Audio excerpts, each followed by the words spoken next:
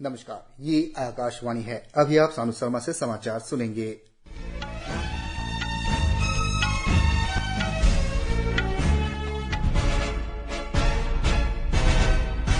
पहले मुख्य समाचार। प्रधानमंत्री नरेंद्र मोदी की अध्यक्षता में नीति आयोग की शासी परिषद की बैठक नई दिल्ली में जारी। प्रधानमंत्री नरेंद्र मोदी ने नवनिर्मित संसद भवन की वीडियो पोस्ट की लोगों से इसे माई पार्लियामेंट माई प्राइड हैशटैग के साथ साझा करने का आग्रह किया। कर्नाटक में मंत्रिमंडल विस्तार, 24 विधायकों ने मंत्री पद की शपथ ली। एनआईए ने आतंकियों को धन मुहैया कराने के मामले में मध्य प्रदेश में 6 स्थानों पर छापेमारी की। नेपाल के प्रधानमंत्री अगले सप्ताह भारत की आधिकारिक यात्रा पर आएंगे। अब समाचार विस्तार से। नीति आयोग की शासी परिषद की 8वीं बैठक इस समय नई दिल्ली में चल रही है।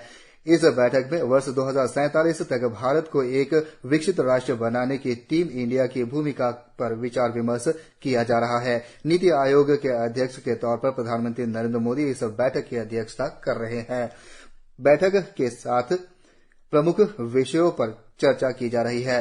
इसमें सूक्ष्म, लघु, मध्यम और लघु उद्यम पर बल देना, बुनियादी ढांचा और निवेश, अनुपालन की संख्या को कम करने, महिला सशक्तिकरण, स्वास्थ्य और पोषण, कौशल विकास और क्षेत्र विकास तथा सामाजिक अवसंरचना के लिए गति शक्ति के प्रमुख मुद्दे हैं। प्रधानमंत्री नरेंद्र मोदी आज शाम इस बैठक के समापन सत्र को संबोधित करेंगे। बैठक में राज्य के मुख्यमंत्री और उपराज्यपाल, केंद्रीय मंत्री और नीति आयोग के उपाध्यक्ष तथा सदस्यगण हिस्सा ले रहे हैं। प्रधानमंत्री नरेंद्र मोदी नवनिर्मित संसद भवन कल राष्ट्र को समर्पित करेंगे। यह भवन वास्तुकला के उत्कृष्ट उदाहरण है तथा राष्ट्र की प्रगति की गौरवशाली प्रतीक है। इसकी आंतरिक साज सज्जा देश की समृद्ध सांस्कृतिक विरासत को दर्शाती है। अत्याधुनिक तकनीक वाले इस भवन में संसद सदस्यों को निर्बाध कनेक्टिविटी मिलेगी और उनके कार्यकुशलता में वृद्धि होगी। 65,000 वर्ग वाला यह परिसर क्षेत्रीय कला, शिल्प और सांस्कृतिक धरोहर की समेकित अभिव्यक्ति है, जिसमें आधुनिक भारत की विविधता और गतिशीलता की झलक समाहित है। नए संसद भवन में लोकसभा के सदस्यों के बैठने की क्षमता बढ़ाकर 878 कर दी गई है। इसकी आंतरिक कलात्मक राष्ट्रीय पक्षी मोर से प्रेरित है और यह कक्ष शासन और सम्मान की भावना को परिलक्षित करता है। राज्यसभा कक्ष में 384 सदस्यों के बैठने की व्यवस्था है। समिति कक्ष में व्यवस्थित चर्चा और विचार विमर्श के लिए उन्नत तकनीक का उपयोग किया गया है। ज्ञानार्जन के लिए नए संसद भवन में विशाल पुस्तकालय है जिसका उपयोग संसद सदस्य और शोधकर्ता कर सकेंगे। पर्यावरण अनुकूलन होने के कारण इस भवन को प्लेटिनम रेटिंग दी गई है।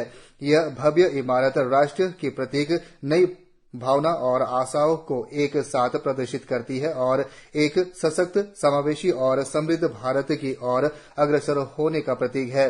श्री मोदी ने ट्वीट में एक वीडियो साझा किया जिसमें प्रतिष्ठित भवन की झलक दिखाई गई है। उन्होंने लोगों से इस वीडियो को स्वयं की आवाज के साथ hashtag my parliament my pride पर साझा करने का अनुरोध किया। कर्नाटक में कांग्रेस सरकार गठन के एक सप्ताह बाद आज 24 और विधायकों को मंत्रिपरिषद में शामिल किया गया। राज्यपाल थावरचंद गहलोत ने मंत्रियों को पद की शपथ दिलाई। इस अवसर पर मुख्यमंत्री सिद्धरमैया, उप मुख्यमंत्री डीके शिव कुमार, विधानसभा अध्यक्ष यूटी खादर और मंत्री मंडल के अन्य सहयोगी उपस्थित थे। इस विस्तार के बाद अब कर्नाटक मंत्रिपरिषद में मंत्रियों की संख्या बढ़कर 34 हो गई है। मुख्यमंत्री और उप मुख्यमंत्री ने 8 मंत्रियों के साथ 20 मई को शपथ ली थी। आज शपथ लेने वाले मंत्रियों में H K. Patil, Krishna Byregowda, doctor H C. Mahadevappa, doctor Sharan Prakash Patil, ईश्वर खादरे, दिनेश गुड्डू राव, लक्ष्मी हेवालकर, मधु बंगरप्पा और डॉक्टर एम.सी. प्रभाकर प्रमुख हैं।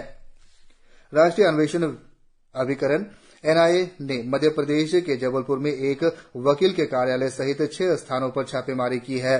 प्राप्त सूचना के अनुसार दिल्ली और भागलपुर से एनआईए के दल ने जबलपुर के बड़ी ओमती इलाके में वकील ए उस्मानी के कार्यालय में छापेमारी की। छापे के दौरान एनआईए ने आतंकियों को धन मुहैया कराने के मामले में कई लोगों को हिरासत में लिया है।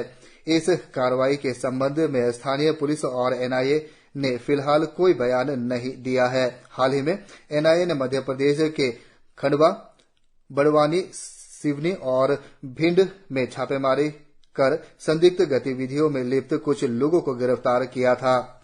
नेपाल के प्रधानमंत्री पुष्प कमल दाहाल प्रचंड 4 दिन की भारत यात्रा पर 31 मई को नई दिल्ली पहुंच रही हैं। उनकी यह यात्रा प्रधानमंत्री नरेंद्र मोदी के आमंत्रण पर हो रही है। यह पिछले वर्ष दिसंबर में श्री प्रचंड के प्रधानमंत्री बनने के बाद उनकी पहली विदेश यात्रा होगी। पिछले वर्ष श्री मोदी ने नेपाल की यात्रा की थी। भारत यात्रा के दौरान श्री प्रचंड राष्ट्रपति द्रौपदी मुर्मू और उपराष्ट्रपति जगदीप धनखड़ से मुलाकात करेंगे। वे श्री मोदी के साथ आपसी हित के मुद्दों पर व्यापक विचार विमर्श करेंगे। भारत यात्रा के दौरान श्री प्रचंड उज्जैन और इंदौर भी जाएंगे। प्रधानमंत्री नरेंद्र मोदी सरकार के कल 9 वर्ष पूरा होने के अवसर पर गृह और सहकारिता मंत्री अमित शाह आज नई दिल्ली में एक राष्ट्रीय सम्मेलन का उद्घाटन करेंगे। सम्मेलन का विषय है 9 साल सेवा, सुशासन, गरीब कल्याण। इस अवसर पर सूचना और प्रसारण मंत्री अनुराग सिंह ठाकुर और सूचना और प्रसारण राज्य मंत्री डॉक्टर एल मुरुगन भी मौजूद रहेंगे। प्रसार भारती के प्रमुख कार्यकारी अधिकारी गौरव द्विवेदी ने आकाशवाणी को बताया कि सम्मेलन में 3 सत्र होंगे। इसके विषय हैं भारत प्रगति की ओर, जन जन की विश्वास और भारत की प्रेरणा युवा शक्ति। श्री द्विवेदी ने कहा कि इन सत्रों में अभिनेता नवाजुद्दीन सिद्दीकी, मुक्केबाज निखत जरीन, संगीतकार आमन अली वनगस सहित कई गणमान्य प्रमुख हस्तियां शामिल होंगे। श्रीलंका की नौसेना के commander vice admiral Priyanta Perera आज केरल में कन्नूर के एजिमाला में भारतीय नौसेना अकादमी में पासिंग आउट परेड के प्रमुख अतिथि होंगे।